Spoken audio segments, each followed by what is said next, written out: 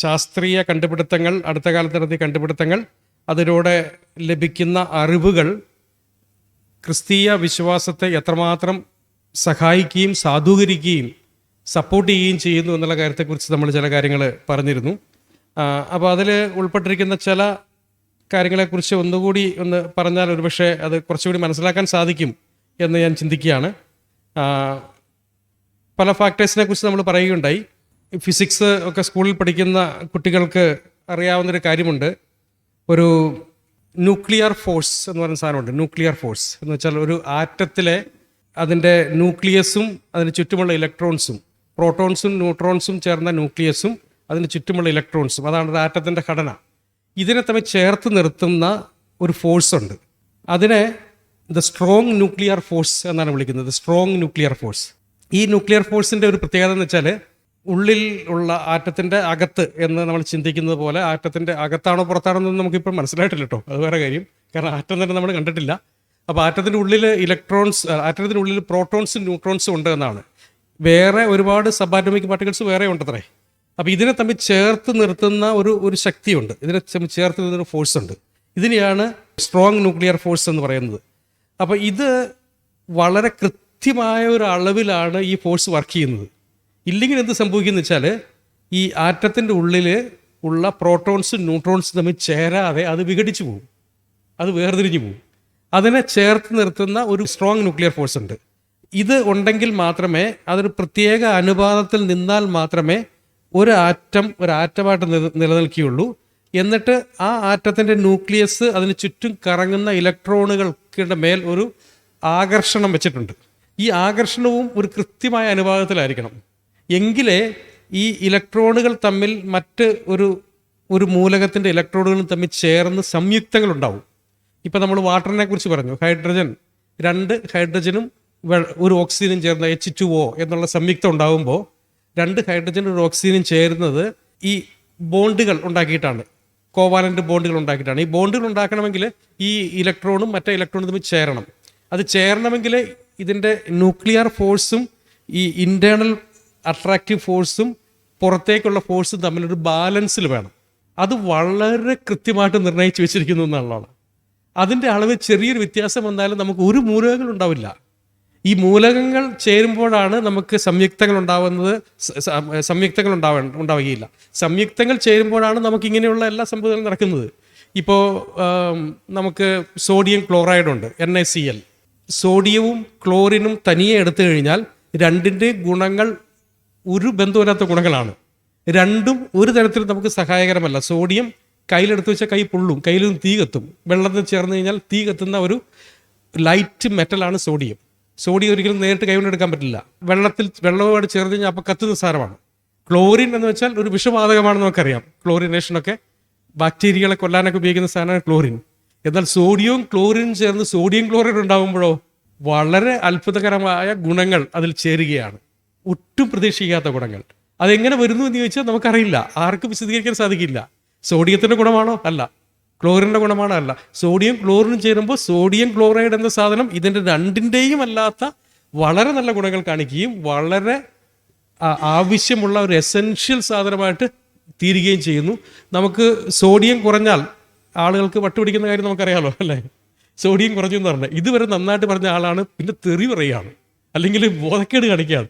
അപ്പം എന്താ പറഞ്ഞാൽ സോഡിയം കുറഞ്ഞു പോയി എന്താ പറയണത് അല്ലേ?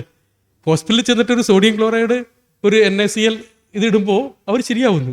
എന്നാൽ കുറച്ച് സോഡിയം കൊടുത്താലോ, അയാൾക്ക് വായിലേക്കുറിച്ച് സോഡിയം കൊടുത്താലോ അയാളുടെ വായും പോവും, കൊടുക്കുന്നവൻ്റെ കൈയും പോവും, കത്തും. സോഡിയം ക്ലോറൈഡ് കൊടുത്താലോ ഒരു കുഴപ്പമില്ല, പക്ഷേ സോഡിയമാണ് അയാളെ സഹായിക്കുന്നത്. അപ്പോൾ ഇതെങ്ങനെ സംഭവിക്കുന്നത് വെച്ച് കഴിഞ്ഞാൽ ഇത് അത്ഭുതകരമായിട്ടുള്ള കെമിസ്ട്രിയുടെ ചില സത്യങ്ങളാണ്. അത് കെമിസ്ട്രിയെക്കുറിച്ച് പറഞ്ഞാലും ഫിസിക്സിനെ കുറിച്ച് പറഞ്ഞാലും ഈ അത്ഭുതങ്ങൾ നമ്മെ ശരിക്കും ഞെട്ടിപ്പിക്കുന്ന അത്ഭുതങ്ങളാണ്. ഇതെങ്ങനെ സംഭവിക്കുന്നത് നമുക്കറിയില്ല, അവർക്കൊന്നും ഉത്തരമില്ല. ഫിസിക്സിനെ കുറിച്ച് പറഞ്ഞാൽ ഈ കാര്യങ്ങൾ ഇതേപോലെയുള്ള ഫോഴ്സസ്, ഇതിൻ്റെ ആക്ഷൻസ് ഒക്കെ വളരെ അത്രയും ശക്തമാണ്. ഇനി ഇതേപോലെ തന്നെ വേറൊരു ഫോഴ്സ് ഉണ്ട്, അതിനെ വിളിക്കുന്നത് വീക്ക് ന്യൂക്ലിയർ ഫോഴ്സ് എന്നാണ്. ഈ ഒരു ആറ്റത്തെ ചേർത്ത് നിർത്തുന്ന ഫോഴ്സിനെ നമ്മൾ സ്ട്രോങ് ന്യൂക്ലിയർ ഫോഴ്സ് എന്ന് വിളിക്കും. ഇനി വേറൊരു വീക്ക് ന്യൂക്ലിയർ ഫോഴ്സ് ഉണ്ട്, അതാണ് റേഡിയോ ആക്റ്റീവ് ഡീകേ നിയന്ത്രിക്കുന്നത്. അതും വളരെ കൃത്യമായിട്ടുള്ള ഒരു പ്രൊപ്പോർഷനിലാണ് ആക്ട് ചെയ്യുന്നത്. ഇല്ലെങ്കിൽ എല്ലാം റേഡിയോ ആക്റ്റീവായിട്ട് പോകുമായിരുന്നു. എന്നാൽ നമുക്ക് ഉപകാരമുള്ള ഒരു സാധനവും റേഡിയോ ആക്റ്റീവ് അല്ല. നമുക്ക് നേരിട്ട് ഉപകാരമുള്ള ഒരു സാധനങ്ങളൊന്നും റേഡിയോ ആക്റ്റീവ് അല്ല. റേഡിയോ ആക്ടിവിറ്റിക്ക് വേണ്ടിയുള്ള ചില സാധനങ്ങളുണ്ട്, ഹയർ ആറ്റോമിക് നമ്പർ എലമെൻസ് ഉണ്ട്, അത് റേഡിയോ ആക്റ്റീവാണ്. അതിനെക്കൊണ്ട് വേറെ ഉപകാരങ്ങളുണ്ട്. പക്ഷെ നമുക്ക് ബോഡിയിൽ ഉപയോഗിക്കുന്ന നമ്മുടെ എസെൻഷ്യൽ ആയിട്ടുള്ള ഒരു എലമെൻസും റേഡിയോ ആക്റ്റീവ് അല്ലാത്ത രീതിയിൽ അത് മാറുകയും ചെയ്യുന്നു. അങ്ങനെയുള്ള നിരവധി കാര്യങ്ങൾ അതിലുണ്ട്. ഇപ്പോൾ ഗ്രാവിറ്റേഷണൽ ഫോഴ്സിനെ കുറിച്ച് നമ്മൾ പറഞ്ഞു. ഗ്രാവിറ്റേഷണൽ ഫോഴ്സ് ഒരളവിൽ കുറഞ്ഞാൽ ഈ ഭൂമിയും ഈ പ്രപഞ്ചവും എല്ലാം അകന്നകന്നു പോകും. കാരണം അതിന് ചേർത്ത് നിർത്താൻ ഫോഴ്സ് ഇല്ല. അതേസമയം ഗ്രാവിറ്റേഷണൽ ഫോഴ്സ് കൂടിക്കഴിഞ്ഞാലോ ഈ പുറത്തുള്ള എല്ലാ ഗ്രഹങ്ങളും എല്ലാ നക്ഷത്രങ്ങളും ഒരു പോയിന്റിലേക്ക് ആകർഷിക്കപ്പെടും, എന്നിട്ടത് കൊളാപ്സ് ചെയ്യും. അപ്പോൾ അതിനെ തമ്മിൽ വളരെ ഡെലിക്കേറ്റ് ആയിട്ടുള്ളൊരു ബാലൻസിൽ ഒതുക്കി നിർത്തുന്ന ഒരു ഫിസിക്കൽ കോൺസ്റ്റൻ്റ് ഉണ്ട്. അപ്പോൾ ഇതിനെ 2-3 പേരുകളിലാണ് അവർ വിളിക്കുന്നത്. ഒന്ന് യൂണിവേഴ്സൽ കോൺസ്റ്റൻസ് എന്ന് പറയുന്ന ഒരു കൂട്ടം കാര്യങ്ങളുണ്ട്. യൂണിവേഴ്സൽ കോൺസ്റ്റൻസ് എന്ന് പറയുന്നത് ചില ആളുകൾ 6 എന്ന് പറയുന്നു, ചില ആളുകൾ 14 എന്ന് പറയുന്നു. അങ്ങനെ ചില വ്യത്യാസങ്ങളൊക്കെ ഉണ്ട്. യൂണിവേഴ്സൽ കോൺസ്റ്റൻസ് ഉണ്ട്. അതേപോലെ ചില ബ്രൂട്ട് ഫാക്ട്സ് എന്ന് പറയുന്ന തുടക്കത്തിൽ തുടങ്ങാനുണ്ടാവേണ്ട അനിവാര്യമായ ചില കാര്യങ്ങൾ, അതുണ്ടെങ്കിൽ തുടങ്ങാൻ പറ്റുള്ളൂ. ഇപ്പോൾ നമുക്ക് തീ കത്തിക്കണമെങ്കിൽ ഇന്ധനം വേണം. അത് കത്തിക്കാൻ ആരംഭിക്കുന്ന തീപ്പെട്ടിയോ അല്ലെങ്കിൽ വേറെ മറ്റെന്തെങ്കിലും ലൈറ്ററോ എന്തെങ്കിലും ഒരു സാധനം വേണം. അങ്ങനെ ഒരു മിനിമം സാധനം ഉണ്ടെങ്കിൽ തീ കത്തുള്ളൂ. വിറകൊണ്ടെന്ന് പറഞ്ഞാൽ തീ കത്തില്ല. കത്തിക്കാനായിട്ട് മറ്റെന്തെങ്കിലും വേണം, അല്ലേ? അത് ചേർന്നാലേ തുടങ്ങുള്ളൂ. എന്ന് പറഞ്ഞതുപോലെ ഈ പ്രപഞ്ചവും ഈ കാര്യങ്ങളൊക്കെ ആരംഭിക്കണമെങ്കിൽ ഏറ്റവും അടിസ്ഥാനപരമായിട്ട് വേണ്ട ചില കാര്യങ്ങൾ, അതിന് ബ്രൂട്ട് ഫാക്ട്സ് എന്ന് പറഞ്ഞത്. ഈ സാധനങ്ങൾ അതൊരു 5-6 ഉണ്ടെന്നാണ് പറയണത്. അത് വളരെ കൃത്യമായിട്ടുള്ളൊരു അനുപാതത്തിൽ വെച്ചിരിക്കുന്നു. റോജർ പെൻറോസ് എന്ന് പറയുന്ന ഒരു സയൻറ്റിസ്റ്റ് ഉണ്ട്. അദ്ദേഹം നോബൽ പ്രൈസ് കിട്ടിയ സയൻറ്റിസ്റ്റാണ്. അദ്ദേഹം ഒരു കാൽക്കുലേഷൻ നടത്തിയിട്ട് ഇനീഷ്യൽ കണ്ടീഷൻസിൽ ഏറ്റവും പ്രധാനപ്പെട്ട ഒരു കണ്ടീഷൻ എൻട്രോപ്പിയെ കുറിച്ചാണ് അദ്ദേഹം പറഞ്ഞത്. എൻട്രോപ്പി, ദ ഇനീഷ്യൽ എൻട്രോപ്പി എന്ന് വെച്ചാൽ അവൈലബിൾ എനർജിയുടെ ഒരു അളവ്. ഈ പ്രപഞ്ചം ആരംഭിക്കണമെങ്കിൽ ആ സമയത്ത് ഉണ്ടായിരിക്കേണ്ട എൻട്രോപ്പിയുടെ ഒരു അളവ് അദ്ദേഹം കാൽക്കുലേറ്റ് ചെയ്തു. എന്നിട്ട് അദ്ദേഹം കുറേ നാളുകൾ എടുത്തൊരു റിസർച്ചാണ്. അതിൻ്റെ അവസാനം അദ്ദേഹം കണ്ടെത്തിയൊരു കാര്യമുണ്ട്. ഈ എൻട്രോപ്പിയുടെ അളവ് എത്ര കൃത്യമായിട്ടാണ് കണക്കാക്കി വെച്ചിരിക്കുന്നത് എന്നുള്ള കാര്യം അദ്ദേഹം പറഞ്ഞു. എന്നിട്ട് അദ്ദേഹം പറഞ്ഞു അത് 10⁻⁴. അത് ഊഹിക്കാമോ? 10 കഴിഞ്ഞ് 130 പൂജ്യങ്ങൾ ഇട്ടാൽ അതിലൊരംശം വ്യത്യാസം വന്നാൽ ഇനീഷ്യൽ കണ്ടീഷൻ സാധ്യമല്ല, എൻട്രോപ്പിയുടെ കണ്ടീഷൻ സാധ്യമല്ല എന്നാണ് പറഞ്ഞത്. അപ്പോൾ നമ്മുടെ ചിന്തയിൽ എവിടെയും നമുക്ക് അങ്ങനെ ഒരു സംഖ്യ പോലും ചിന്തിക്കാൻ സാധിക്കില്ല. 1 കഴിഞ്ഞ് 130 പൂജ്യങ്ങൾ എടുത്ത ഒരു സംഖ്യയിൽ നിന്ന് 1 മാറ്റിയാൽ പോലും അസാധ്യമാകുന്ന തരത്തിലുള്ള കൃത്യത അവിടെ ഉണ്ട് എന്നാണ്. അപ്പോൾ ഇത് ഒരിക്കലും തന്നെ ഉണ്ടാവാൻ സാധിക്കില്ല എന്നും എങ്ങനെ ഇത് തന്നെ ആരംഭിക്കും എന്നും ഉള്ള ചോദ്യങ്ങൾ അവിടെ അവശേഷിപ്പിച്ചുകൊണ്ടാണ് ഈ കാര്യങ്ങളൊക്കെ അവിടെ ഇരിക്കുന്നത്. അപ്പോൾ ഇത് പറഞ്ഞ ശേഷം ചില സയൻറ്റിസ്റ്റുകളെ കുറിച്ച് ഒന്ന് പെട്ടെന്ന് പറയാം. ഈ കാര്യങ്ങൾ സയൻസ് ഞങ്ങളുടെ കുത്തകയാണ് എന്നാണല്ലോ അവർ അവകാശപ്പെടുന്നത്. എന്നാൽ സയൻസ് ആരുടെയും കുത്തകയല്ല. സയൻസിൻ്റെ സൈഡിൽ ഉണ്ടായിരുന്ന എല്ലാ മഹാരഥന്മാരായ ആളുകളും എല്ലാ പ്രധാന കണ്ടുപിടുത്തങ്ങളുടെ പിന്നിലുള്ള ആളുകളും നല്ല 1 നമ്പർ വിശ്വാസികൾ തന്നെയായിരുന്നു എന്നാണ് ചരിത്രം പറയുന്നത്. ഞങ്ങൾ പറയുന്നത് സയൻസും നിങ്ങൾ പറയുന്നത് മതവും എന്ന് പറയാനായിട്ട് അവർക്ക് അവകാശമില്ല. കാരണം സയൻസിൻ്റെ സൈഡിൽ നിന്ന് ലോകത്തിന് ഏറ്റവും മികച്ച സംഭാവനകൾ നൽകിയ കുറച്ച് പേരുടെ പേര്, ഒരുപാട് പേരുടെ പേര് പറയാനുണ്ട്. എങ്കിലും ചില ആളുകളുടെ പേരുകൾ മാത്രമേ ഞാൻ പറഞ്ഞിട്ടുള്ളൂ. ഈ ആളുകളൊക്കെ നല്ല ദൈവവിശ്വാസികൾ. ഇതിൽ മിക്ക ആളുകളും വളരെ കൃത്യമായിട്ട് ബൈബിളിലെ ദൈവത്തെ തന്നെ ബൈബിൾ പറയുന്ന പോലെ തന്നെ രക്ഷകനായിട്ട് സ്വീകരിച്ച ആളുകളാണ്. അങ്ങനെയുള്ള ആളുകളുടെ പേരാണ് ഞാൻ പറഞ്ഞിരിക്കുന്നത്. അതിൽ ഇവരുടെയൊക്കെ സംഭാവനകൾ വെച്ച് നോക്കുമ്പോൾ ഇന്നത്തെ ഒരു സയൻറ്റിസ്റ്റുകളുടെ സംഭാവന അതിൻ്റെ അടുത്ത് പോലും എത്തില്ല. കാരണം ഏറ്റവും ബേസിക്കും ഫണ്ടമെൻ്റലുമായിട്ടുള്ള ഏരിയകളിൽ റിസർച്ച് നടത്തി ലോകത്തിന് സംഭാവന നൽകിയ ആളുകളാണ് ഇവരെല്ലാം എന്ന് നമുക്ക് ചിന്തിക്കാം. അതിൽ കുറച്ച് പേരുകളെങ്കിലും നിങ്ങൾ കേട്ടിട്ടുണ്ടാവും. ബ്ലെയ്സ് പാസ്കൽസ് ലോ എന്ന് പറയുന്ന സാധനമൊക്കെ നമ്മൾ ഫിസിക്സ് പഠിക്കുന്നതാണ്. അതേപോലെ ന്യൂട്ടനെ കുറിച്ച് നമുക്കറിയാം. ഐസക് ന്യൂട്ടൺ നടത്തിയ സംഭാവനകൾ എന്തൊക്കെയാണെന്ന് നമുക്കറിയാം. മാക്സ് പ്ലാങ്ക്, ബോയിൽ തുടങ്ങിയവരുടെ പേരുകളൊക്കെ നിങ്ങൾ പഠിച്ചിട്ടുണ്ടാവും. ഈ ആളുകളൊക്കെ ഇപ്പോഴും നമ്മൾ ഉപയോഗിക്കുന്ന ഫിസിക്സിലെയും കെമിസ്ട്രിയിലെയും ഒക്കെ ഉള്ള കാര്യങ്ങളൊക്കെ കണ്ടുപിടിച്ച ആളുകളാണ്. ഇവരുടെയൊക്കെ സംഭാവനകൾ വളരെ പ്രധാനപ്പെട്ടതാണ്. ഞാൻ ജോർജ് ലമാത്രയുടെ കാര്യം നേരത്തെ പറഞ്ഞല്ലോ, ബിഗ് ബാങ് എന്നുള്ള കാര്യം, അദ്ദേഹം ആണ് അതിൻ്റെ പിന്നിലുള്ളത്. അപ്പോൾ ഇങ്ങനെയുള്ള നിരവധി ആളുകൾ ഇതിൻ്റെ പിന്നിൽ പ്രവർത്തിച്ചിട്ടുണ്ട്. അവരുടെയൊക്കെ സംഭാവനകളുണ്ട്. അതിൻ്റെ പുറത്താണ് ഇന്നത്തെ ശാസ്ത്രം രൂപപ്പെട്ടിരിക്കുന്നത് എന്നുള്ള കാര്യം ഓർക്കാം. ബിബ്ലിക്കൽ ആർക്കിയോളജി എന്ന് പറയുന്ന ഒരു ഏരിയ ഉണ്ട്, അല്ലെങ്കിൽ ആർക്കിയോളജി എന്ന് പറയുന്ന ഒരു വലിയൊരു മേഖലയുണ്ട്. എന്ന് വെച്ചാൽ പുരാവസ്തു ശാസ്ത്രം എന്ന് പറയുന്ന ഏരിയ.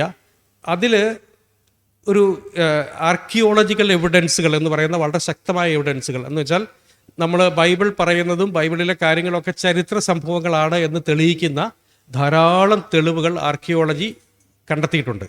ഇത് നമുക്ക് വലിയ പിൻബലമായിട്ട് നിൽക്കുന്ന കാര്യങ്ങളാണ്. ഒരുപാട് കാര്യങ്ങൾ, ചില കാര്യങ്ങൾ മാത്രമേ ഞാൻ പറഞ്ഞിട്ടുള്ളൂ.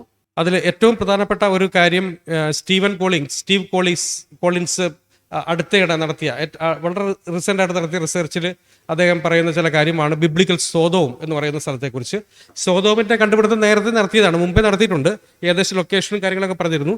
പക്ഷേ സോതോമിൽ പിന്നെയും വളരെ ഡീപ്പറായിട്ടുള്ള ചില കാര്യങ്ങളൊക്കെ ചെയ്ത ശേഷം അദ്ദേഹം കണ്ടെത്തിയ ചില കാര്യങ്ങളുണ്ട്. അത് റിസർച്ച് പ്രകാരം ഈ ബിബ്ലിക്കൽ ഈ സോഡോമും അവിടെ നടന്ന ഇവൻറ്റും തെളിയിക്കുന്ന കാര്യങ്ങളാണ്. എന്ന് വെച്ചാൽ അവിടെ വെച്ച് അദ്ദേഹം കണ്ടെത്തിയ ഒരു കാര്യം, ഒരു പോർസലൈൻ, ഒരു സാധനം, കോപ്പ പോലത്തെ ഒരു സാധനം, അതിൻ്റെ ഒരു ഭാഗം മുഴുവൻ ഗ്ലാസ്സായി മാറിയതായിരിക്കുന്ന ഒരു പീസ് അദ്ദേഹത്തിന് കിട്ടി. ഒരു ഭാഗം ഗ്ലാസ്സായി മാറി, അതിൻ്റെ കുറച്ചറ്റത്ത് ഈ കോപ്പയുടെ ഭാഗം ബാക്കിയുണ്ട്.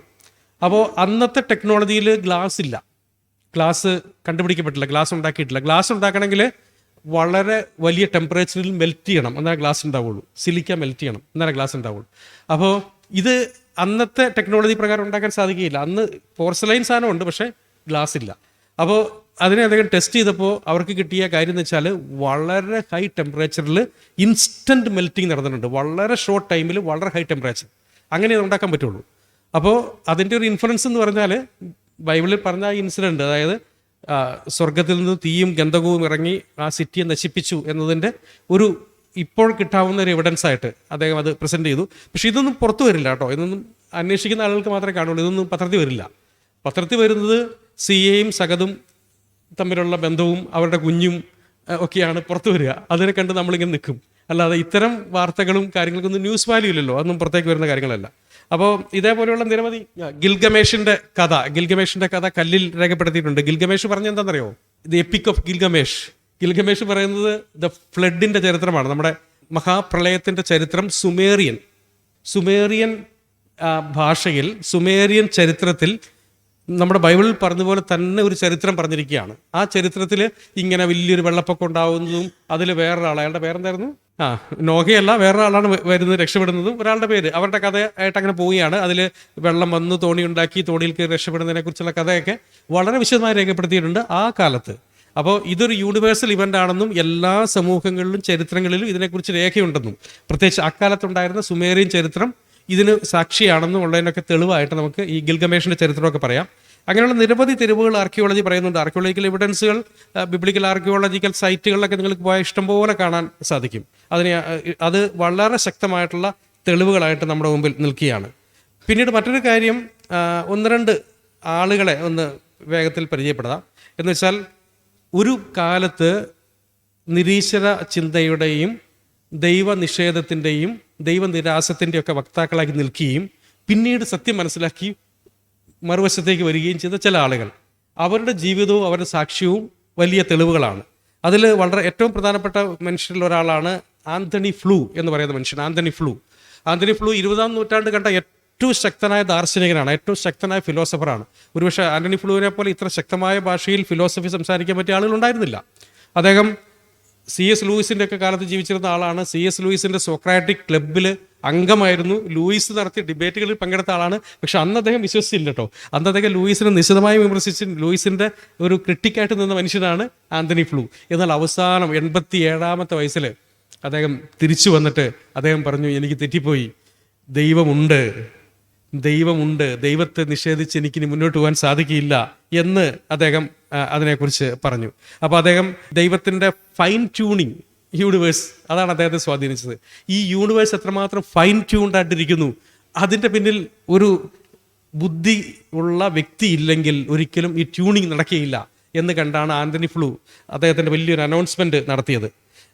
അതേപോലെ മറ്റൊരു വ്യക്തിയുടെ കാര്യം പറയാം. അത് ഫ്രാൻസിസ് കോളിൻസ് ആണ്. ഫ്രാൻസിസ് കോളിൻസിൻ്റെ പേര് ഒരുപക്ഷെ കേട്ടിരിക്കും. ഇപ്പോഴും ജീവിച്ചിരിക്കുന്ന ആളാണ് ഫ്രാൻസിസ് കോളിൻസ്. കോവിഡ് വാക്സിൻ്റെ ഒക്കെ പിന്നിൽ ഉണ്ടായിരുന്ന മനുഷ്യനാണ്. അമേരിക്കയിലെ ഒരു പ്രശസ്തനായ ഡോക്ടറും റിസർച്ച് ചെയ്യുന്ന ആളുമൊക്കെയാണ്. അദ്ദേഹം ഹ്യൂമൻ ജീനോം പ്രൊജക്റ്റ് എന്ന് പറയുന്ന നമ്മുടെ ജീൻ ഡീകോഡ് ചെയ്യുന്ന ആ പ്രൊജക്റ്റിൻ്റെ ഡയറക്ടറായിരുന്നു. Human genome പ്രൊജക്റ്റിൻ്റെ ഡയറക്ടറായിരുന്നു. അങ്ങനെ വളരെ വലിയ കോൺട്രിബ്യൂഷൻസ് നടത്തിയ ആളാണ്. ഇപ്പോഴും ജീവിച്ചിരിക്കുന്ന ആർട്ടിക്കിൾസ് എഴുതുന്ന ആളാണ് ഫ്രാൻസിസ് കോളിൻസ്. ഫ്രാൻസിസ് കോളിൻസ് ശക്തനായ ഒരു നിരീശ്വരവാദിയായിരുന്നു. അദ്ദേഹം ഈ സയൻസിനെ സ്നേഹിക്കുകയും സയൻറ്റിഫിക് പെർസ്യൂട്ടാണ് ശരിയെന്നും വിശ്വാസം എന്ന് പറയുന്നത് അന്ധമാണെന്നൊക്കെ പറഞ്ഞിരുന്ന മനുഷ്യനാണ് ഫ്രാൻസിസ് കോളിൻസ്. പക്ഷേ ഫ്രാൻസിസ് കോളിൻസ് രക്ഷിക്കപ്പെട്ടത് ജീൻസ് കണ്ടിട്ടല്ല കേട്ടോ, അല്ലെങ്കിൽ DNA ഡീകോഡ് ചെയ്തിട്ടല്ല. അദ്ദേഹം അതിൻ്റെ പിന്നിലുണ്ടായിരുന്നു, ഹ്യൂമൻ ജീനോം പ്രൊജക്റ്റിൻ്റെ ഡയറക്ടറായിരുന്നു. അദ്ദേഹം അതിനെക്കുറിച്ചൊക്കെ പറഞ്ഞിട്ടുണ്ട്. പക്ഷെ അദ്ദേഹത്തെ സ്വാധീനിച്ചത് വാസ്തവത്തിൽ അദ്ദേഹം ട്രീറ്റ് ചെയ്ത ചില പേഷ്യൻസിൻ്റെ സാക്ഷ്യങ്ങളാണ്. ഇപ്പോൾ അനിൽ സോഹരൻ നമ്മളെ ഓർമ്മിപ്പിച്ചു, നിങ്ങളുടെ പ്രത്യാശയെക്കുറിച്ച് ചോദിക്കുന്നവരോട് ഉത്തരം പറയണമെന്ന് പറഞ്ഞല്ലോ. അപ്പോൾ ചില ആളുകൾ, പ്രത്യേകിച്ച് വളരെ ടെർമിനലി ഇല്ലായിട്ടുള്ള ക്യാൻസറൊക്കെ പോലുള്ള അസുഖങ്ങൾ പിടിച്ച് മരണാസന്നരായി നിൽക്കുന്ന ചില രോഗികളെ അദ്ദേഹം ട്രീറ്റ് ചെയ്തപ്പോൾ അവരുടെ പ്രത്യാശ അദ്ദേഹം കണ്ടു. അപ്പം നിങ്ങൾക്ക് എന്താണ് ഇത്ര വലിയ പ്രത്യാശ എന്ന് ചോദിച്ചപ്പോൾ, ഇവർ PhD എടുത്ത ആളുകളൊന്നുമല്ല, ഇവർക്ക് DNA കുറിച്ചൊന്നും അറിയില്ല. പക്ഷെ അവർ പറഞ്ഞു, ഞങ്ങൾക്ക് ദൈവമുണ്ട്, ആ ദൈവത്തിൽ ഞങ്ങൾക്ക് ഉറച്ച വിശ്വാസമാണ്, ഞങ്ങൾക്ക് മരണാനന്തര ജീവിതത്തിൽ നല്ല ധൈര്യമുണ്ട്, അതുകൊണ്ട് ഞങ്ങൾക്ക് വലിയ പ്രത്യാശയാണെന്ന് പറഞ്ഞപ്പോൾ ഈ മനുഷ്യൻ ചിന്തിക്കാൻ തുടങ്ങി. അങ്ങനെ ഈ ആളുകളിൽ കണ്ട പ്രത്യാശയുടെ പ്രതികരണങ്ങൾ ഫ്രാൻസിസ് കോളിൻസിനെ തിരിച്ച് ചിന്തിപ്പിക്കുകയും അദ്ദേഹം വിശ്വാസത്തിലേക്ക് വരികയും ചെയ്തു. ജീൻസ് തീർച്ചയായിട്ടും DNA വലിയൊരു കണ്ടുപിടുത്തം തന്നെയാണ്, അല്ലെങ്കിൽ ഡീകോഡ് ചെയ്യാൻ പറ്റിയത് വലിയൊരു നേട്ടം തന്നെയാണ്. പക്ഷേ മനുഷ്യൻ്റെ പ്രത്യാശയാണ് അദ്ദേഹത്തെ ചിന്തിപ്പിച്ചതായിട്ടുള്ള ഒരു പ്രധാനപ്പെട്ട വിഷയം എന്ന് പറയുന്നത്. അങ്ങനെ നിരവധി ആളുകളുണ്ട്. അലിസ്റ്റർ മക്ഗ്രാത്ത്, നിങ്ങൾ കേട്ടിട്ടുണ്ടാവും. അലിസ്റ്റർ മക്ഗ്രാത്ത് ഇപ്പോഴും ജീവിച്ചിരിക്കുന്ന ഒരാളാണ്. ധാരാളം ഡിബേറ്റുകൾ നടത്തുന്ന പുസ്തകങ്ങൾക്ക് എഴുതിയ വ്യക്തിയാണ്. ഹിസ്റ്റോറിയനും ബയോകെമിസ്റ്റും സയൻറ്റിസ്റ്റൊക്കെയാണ്. അദ്ദേഹം ഇപ്പോൾ യേശുവിലുള്ള വിശ്വാസത്തെക്കുറിച്ച് പറയാൻ വേണ്ടി ലോകം മുഴുവൻ സഞ്ചരിക്കുന്ന ഒരു മനുഷ്യനായിട്ട് മാറി. ഒരു കാലത്ത് അദ്ദേഹം നേരെ തിരിച്ച് ചിന്തിച്ച മനുഷ്യനാണ്. ആൽബർട്ട് ഹെൻറി റോസ്, അദ്ദേഹവും ഇതേപോലെ ജേർണലിസ്റ്റ്, വളരെ വളരെ പ്രശസ്തനായിട്ടുള്ള ഒരു ലോയറും ജേർണലിസ്റ്റുമായിരുന്നു. അദ്ദേഹം ഇതുപോലെ വിശ്വസിച്ച മനുഷ്യനാണ്. ഡേവിഡ് വുഡിനെ കുറിച്ച് നിങ്ങൾ കേട്ടിട്ടുണ്ടാവും. നിരവധി യൂട്യൂബ് വീഡിയോസൊക്കെ ഇറക്കുന്ന ഡേവിഡ് വുഡ്, അദ്ദേഹം ഒരു സോഷ്യോപാത്ത് എന്ന രീതിയിൽ അറിയപ്പെടുന്ന മനുഷ്യനാണ്. എന്ന് വെച്ചാൽ സമൂഹത്തിന് ഉപദ്രവം ചെയ്യുന്ന ഒരു മനുഷ്യനാണ്, സൈക്കോപാത്ത് പോലത്തെ ഒരു മനുഷ്യനാണ്. അങ്ങനത്തെ ഒരു വ്യക്തി വൈകല്യം ഉണ്ടായിരുന്ന മനുഷ്യനാണ് ഡേവിഡ് വുഡ്. പക്ഷേ അദ്ദേഹം ഇന്ന് വളരെ ശക്തനായിട്ട് നിൽക്കുകയാണ്. അതേപോലെ ലീ സ്ട്രോബലിനെ കുറിച്ച് നിങ്ങൾ കേട്ടിട്ടുണ്ടാവും. ലീ സ്ട്രോബൽ, കേസ് ഫോർ ക്രൈസ്റ്റ് തുടങ്ങിയ പുസ്തകങ്ങളൊക്കെ എഴുതിയ മനുഷ്യനാണ് ലീ സ്ട്രോബൽ. ജേർണലിസ്റ്റ് ആയിരുന്നു, ലോയറായിരുന്നു. അപ്പോൾ അദ്ദേഹത്തിൻ്റെ ഭാര്യയുടെ സാക്ഷ്യം കേട്ടിട്ട് രക്ഷിക്കപ്പെട്ട മനുഷ്യനാണ് ലീ സ്ട്രോബൽ. അങ്ങനെയുള്ള ധാരാളം പേരെക്കുറിച്ച് നമുക്ക് പറയാം. അവരൊക്കെ അവരുടെ വിശ്വാസത്തിൻ്റെ വഴി പിന്നീട് കണ്ടെത്തിയ മനുഷ്യരാണ്. ഒരു കാലത്ത് വിശ്വാസത്തിനെതിരെ നിന്നുവെങ്കിലും പിന്നീട് വിശ്വാസത്തിൻ്റെ വഴിയിലേക്ക് വന്ന ആളുകളാണ്. അപ്പോൾ നമ്മുടെ വിശ്വാസത്തെക്കുറിച്ച് നമുക്ക് വളരെ ധൈര്യത്തോടെ നിൽക്കാം, ഭയപ്പെട്ടു പോകേണ്ട കാര്യമില്ല. നമ്മുടെ വിശ്വാസം അന്ധമായൊരു വിശ്വാസമല്ല, തെളിവുകളുടെ പിൻബലമുള്ള ചരിത്രവും ശാസ്ത്രവും ലോജിക്കും റീസണിങ്ങും ഒക്കെ നമ്മുടെ കൂടെയാണ്. അല്ലാതെ അവർ പറയുന്ന ഭാഗത്തല്ല സത്യം എന്നുള്ള കാര്യം നമുക്ക് തീർച്ചയായിട്ടും നിൽക്കാം. അപ്പോൾ ന്യൂ എത്തീസം എന്ന് പറയുന്ന ഈ ശക്തമായിട്ടുള്ള ഈ മുന്നേറ്റത്തിൻ്റെ മുമ്പിൽ പകച്ചു നിൽക്കേണ്ട കാര്യമില്ല. പക്ഷെ വേറൊരു കാര്യമുണ്ട്, നമ്മൾ കുറച്ചും കൂടി വോക്കലാവണം. നമ്മൾ കുറച്ചും കൂടി ഈ കാര്യങ്ങളെ എക്സ്പ്രസ് ചെയ്യാനായിട്ട്, പുറത്തേക്ക് പറയാനായിട്ട് ധൈര്യം കാണിക്കണം. ഇല്ലെങ്കിൽ എന്താ സംഭവിക്കുകയെന്നറിയോ? ഇപ്പോൾ ഡാർവിൻ്റെ പുസ്തകം വന്നിട്ട് 150 വർഷം കഴിഞ്ഞു. ഈ 150 വർഷം കഴിഞ്ഞപ്പോൾ, ഈ 150 വർഷം അല്ല, 100 വർഷം കഴിഞ്ഞപ്പോൾ തന്നെ ഇതിനെ എല്ലാവരും അങ്ങ് അംഗീകരിച്ചു എന്ന് വെച്ചാൽ നമുക്ക് തിരിച്ചു പറയാൻ ഒരു ഇടം പോലും ഇല്ലാത്ത രീതിയിൽ എല്ലാ പുസ്തകങ്ങളിലും അത് ഇടം പിടിച്ചു. എല്ലാ പാഠ്യപദ്ധതികളിലും അത് ഇടം തേടി. അമേരിക്കയിൽ പറഞ്ഞു, നിങ്ങൾക്ക് പ്രസിഡന്റിനെ വിമർശിക്കാം, പക്ഷേ ഡാർവിനെ വിമർശിക്കാൻ അനുവാദമില്ല എന്നാണ് അമേരിക്കൻ ക്രിസ്ത്യൻസ് പറയുന്നത്. ഡാർവിനെ കുറിച്ച് പറഞ്ഞാൽ അവർ പുറത്താണ്, അവർക്ക് ഫണ്ട് കിട്ടില്ല, കോളേജിൽ അഡ്മിഷൻ കിട്ടില്ല, അവരെ ടീച്ചിങ് പോസ്റ്റ് ചെയ്ത് മാറ്റും. കാരണം അവരെല്ലാം മതത്തിൻ്റെ ആളുകളായി മാറും. ഡാർവിൻ എന്ന് പറയുന്നത് മതാതീതനായിട്ടുള്ള ഒരു വലിയ വ്യക്തിയായിട്ട് നിൽക്കുകയാണ്. അപ്പോൾ അങ്ങനെ ഒരു ചിത്രം കുറേ നാളുകൊണ്ടായി. നമ്മുടെ നാട്ടിലതുപോലെ തന്നെ നമ്മുടെ പാഠ്യപദ്ധതിയിൽ ഇപ്പോൾ UDF ഭരിച്ചാലും LDF ഭരിച്ചാലും എല്ലാം പാഠ്യപദ്ധതിയിലെല്ലാം ഇത് തന്നെയാണ് വരുന്നത്. അപ്പോൾ എന്ത് സംഭവിച്ചെന്ന് വെച്ചാൽ നമ്മുടെ നിശബ്ദതയാണ് ഒരു പക്ഷേ വലിയ ഉപദ്രവം ചെയ്ത ഒരു കാര്യം. നമ്മൾ ഇതിനെ എത്രമാത്രം ആളുകൾ ശ്രദ്ധിക്കും എന്നൊന്നും നമുക്ക് അറിയില്ലെങ്കിൽ കൂടിയും ആളുകളുടെ ശ്രദ്ധ പിടിച്ചു പറ്റാൻ നമുക്ക് എത്രമാത്രം സാധിക്കും എന്നൊക്കെ കാര്യം ഉണ്ടെങ്കിൽ പോലും നമുക്ക് പറയണം. നമ്മൾ മിണ്ടായിരിക്കാൻ പാടില്ല, നമ്മൾ പറഞ്ഞുകൊണ്ടേ ഇരിക്കണം. അറ്റ്ലീസ്റ്റ് നമ്മുടെ അടുത്ത തലമുറയോടെങ്കിലും നമ്മൾ പറയണം. ഏറ്റവും നല്ല ഒരു ഫിലോസഫി നടക്കുന്ന സ്ഥലം എവിടെയാണെന്നറിയോ? ഏറ്റവും നല്ല ഫിലോസഫിക്കൽ എക്സ്ചേഞ്ച് നടക്കുന്നത് കിച്ചൺ ടേബിളിലാണ്. കിച്ചൺ ടേബിൾ ഫിലോസഫി എന്ന് പറയും. അത് നിങ്ങളോടാണ് എനിക്ക് പറയാനുള്ളത്. കിച്ചൺ ടേബിൾ ഫിലോസഫി എന്ന് വെച്ചാൽ നമ്മൾ അടുക്കളയിൽ ഭക്ഷണം ഉണ്ടാക്കുകയും കഴിക്കുകയും ഒക്കെ ചെയ്യുമ്പോൾ, അടുക്കളപ്പണിയൊക്കെ ചെയ്യുമ്പോൾ നടക്കുന്ന ഫിലോസഫി ഉണ്ട്. ഫിലോസഫി പറയാറുണ്ടോ? ഉണ്ട്. എല്ലാവർക്കും ഫിലോസഫി ഉണ്ട്. കാരണം ഫിലോസഫി ഇല്ലാത്ത, ലോകപേക്ഷമില്ലാത്ത മനുഷ്യരില്ല. ഒരു കാര്യം ചെയ്യുമ്പോൾ, തക്കാളി എടുത്ത് അരിയുമ്പോൾ ഒരു ഫിലോസഫി ഉണ്ട്. അപ്പോൾ കിച്ചൺ ടേബിളിൽ ഭക്ഷണമേശയിൽ നടക്കുന്ന ഫിലോസഫിക്കൽ ടോക്കുണ്ട്. അതാണ് ഒരുപക്ഷെ നമ്മുടെ കുഞ്ഞുങ്ങളുടെ ലോകവീക്ഷണത്തെ രൂപപ്പെടുത്തുന്നത്, അവരുടെ കണ്ണുകളെ തുറക്കാൻ സഹായിക്കുന്നത്. കാരണം ചുറ്റും അവർ കേൾക്കുന്ന വാർത്തകളൊക്കെ നിരാശാജനകമായ വാർത്തകളാണ്, അല്ലെങ്കിൽ അവരെ വാ തുറക്കാനായിട്ട് ഭയപ്പെടുത്തുന്ന, അവരെ ഞെട്ടിപ്പിക്കുന്ന, അവർക്ക് പിടിച്ചു നിൽക്കാൻ സാധിക്കുമോ എന്ന് ഭയം തോന്നിപ്പിക്കുന്ന സംഭവങ്ങളാണ് ചുറ്റും നിൽക്കുന്നത്. ആ സമയത്ത് നമുക്ക് പറയാം, ഇത് ലോകത്തിൻ്റെ ശക്തി ഇത്രയുണ്ടെങ്കിലും നമ്മുടെ വിശ്വാസം അതിനെ മറികടക്കുന്ന, അതിനെ ജയിക്കുന്ന വിശ്വാസം നമുക്കുണ്ട് എന്ന് നമുക്ക് പറയാനായിട്ട് സാധിക്കും. അങ്ങനെ നമുക്ക് നമ്മുടെ ഫിലോസഫിക്കൽ ടോക്കുകളിൽ ഈ കാര്യങ്ങൾ കൊണ്ടുവരാം, ധൈര്യത്തോടെ പറയാം. നമ്മുടെ കുഞ്ഞുങ്ങളെ അധൈര്യപ്പെടുത്താതെ വളർത്താം. അവർക്ക് ഈ വലിയ എന്താ പറയുക, ഒരു സൈക്ലോൺ പോലെ വന്ന് വീശിയടിക്കുന്ന ഈ സാംസ്കാരിക ഒരു സൈക്ലോൺ, അതിൻ്റെ മുമ്പിൽ പിടിച്ചു നിൽക്കാനുള്ള ശേഷി നമുക്ക് വേണം. അതിനു മുമ്പിൽ നമ്മൾ തകർന്നു പോകേണ്ട ആളുകളല്ല എന്നുള്ള കാര്യം നമ്മൾ ഓർക്കാം. മാത്രമല്ല, ബ്രദർ നമ്മളെ ഓർമ്മിപ്പിച്ച പോലെ നമ്മുടെ ഐഡൻറ്റിറ്റി എന്ന് പറയുന്നത് നമ്മുടെ ക്രിസ്തീയ വിശ്വാസത്തിൻ്റെ ഏറ്റവും മനോഹരമായിട്ടുള്ളൊരു വശം എന്ന് വെച്ചാൽ, ഈ ബാക്കി ഏത് തത്വചിന്തയുടെ പിന്നാലെ പോയാലും, ഏത് ലോകവീക്ഷണത്തിൻ്റെ പിന്നാലെ പോയാലും, നമ്മുടെ ഐഡൻറ്റിറ്റി നമ്മൾ സ്ഥാപിക്കാനായിട്ട് ഒരുപാട് ബുദ്ധിമുട്ടണം. ഞാൻ ആരെന്ന് തെളിയിക്കാനായിട്ട്, എൻ്റെ ഇടം എന്താണ്, എൻ്റെ അസ്തിത്വം എന്താണ് എന്ന് എനിക്ക് തെളിയിക്കാനായിട്ട് ഭയങ്കര ബുദ്ധിമുട്ടാണ്. എനിക്കൊരു ഇടം കണ്ടെത്താനായിട്ട് വളരെ ബുദ്ധിമുട്ടാണ്. എന്നാൽ കർത്താവിൻ്റെ അടുക്കിലേക്ക് വന്നാൽ ഗുണം എന്താണെന്നറിയോ? യോഹന്നാന്റെ സുവിശേഷം 1-ാം അധ്യായത്തിൽ പറയുന്ന പോലെ, അവൻ്റെ അടുക്കൽ വന്ന് അവനെ കൈക്കൊള്ളുന്ന എല്ലാവർക്കും ദൈവമക്കളാകുവാൻ അവൻ അധികാരം കൊടുത്തു. നമ്മുടെ ഐഡൻറ്റിറ്റി അവിടെയുണ്ട്. നമ്മൾ കണ്ടെത്തേണ്ട കാര്യമില്ല, അന്വേഷിച്ച് പോകേണ്ട കാര്യമില്ല, അത് തെളിയിക്കാൻ വേണ്ടിയിട്ട് ബുദ്ധിമുട്ടേണ്ട ആവശ്യമില്ല. It's right there. നമ്മുടെ ഐഡൻറ്റിറ്റി അവിടെ തെളിഞ്ഞു നിൽക്കുകയാണ്. നമ്മളെ ദൈവമക്കളാകാൻ പ്രസാദിച്ചിരിക്കുന്ന ഒരു ദൈവത്തിൻ്റെ അടുക്കിലേക്ക് വന്നിട്ട് സ്വീകരിക്കാനായിട്ട് പറഞ്ഞാൽ മാത്രം മതി. നമ്മുടെ അസ്തിത്വം അവിടെ വ്യക്തമാണ്. നമ്മളെ സ്വീകരിക്കാനായിട്ട്, നമ്മുടെ തനിമ, നമ്മുടെ സ്വത്വം കണ്ടെത്താനായിട്ട് നമുക്ക് ഒരു ബുദ്ധിമുട്ടും ഇല്ലാത്ത രീതിയിൽ ദൈവം നമ്മെ സ്വീകരിക്കുന്നു. അതാണ് ക്രൈസ്തവ മാർഗത്തിൻ്റെ ഏറ്റവും വലിയ സവിശേഷത. ബുദ്ധിമുട്ടി തെളിയിച്ച് ഞാൻ ആരെന്ന് തെളിയിക്കേണ്ട ഒരു കാര്യവുമില്ല. ഞാനിതാ നിങ്ങളെ സ്വീകരിക്കാൻ തയ്യാറാണ് എന്ന് പറയുന്ന കർത്താവാണ് അവിടെ ഉള്ളത്. അപ്പോൾ ആ കർത്താവിൻ്റെ അടുക്കിലേക്ക് നമുക്ക് പോകാം. എന്നിട്ട് നമുക്ക് ഈ ശക്തമായ പ്രചരണങ്ങളുടെ മധ്യത്തിലും പിടിച്ചു നിൽക്കാൻ ദൈവം നമ്മെ സഹായിക്കും. കർത്താവ് അതിനായിട്ട് നമ്മെ എല്ലാം ശക്തീകരിക്കട്ടെ.